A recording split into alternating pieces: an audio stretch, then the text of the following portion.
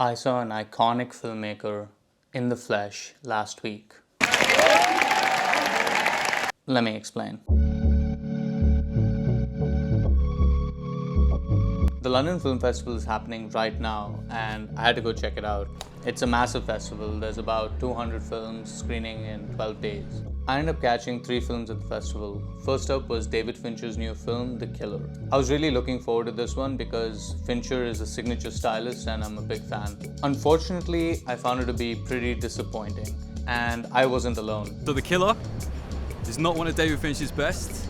It seems like the work of a younger director. Seems more like a directional debut in many ways. But it is very solid. I just thought it was a solid movie, not top tier. Expected a little better from Fincher.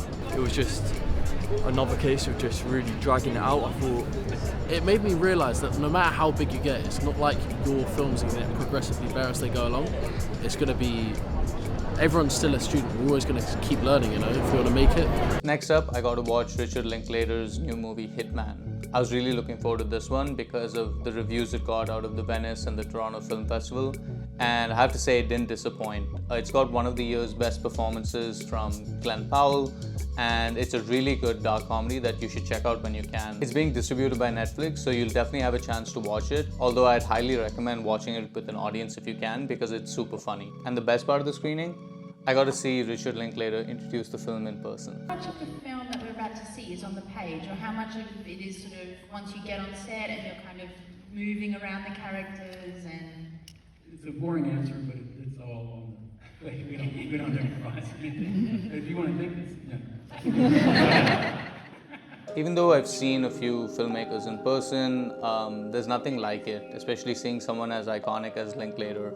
Like an idiot, I recorded his introduction on my phone, even though I had my camera with me. Finally, I got to watch a really special first feature from a Pakistani-Canadian filmmaker, Fawzia Mirza. It's called The Queen of My Dreams, and you should really get it on your radar. It's a film that depicts the coming of age of both a Pakistani mother and daughter in different time periods in their lives, and the conflict that comes between them. It's really mature, really well written and directed. You wouldn't think that this was Mirza's first feature. Just a really special film, really well made. Amazing cinematography, amazing music, really excellent editing. Just all around, just a really impressive film. Again, Mirza showed up in person to introduce the film as well as for a short Q&A after. This film was sparked over 10 plus years ago before I even knew as a filmmaker. I was just trying to make an art installation about whether, reconciling my identities, about whether I could be queer and still be a Muslim and still love Bollywood romance and fantasy.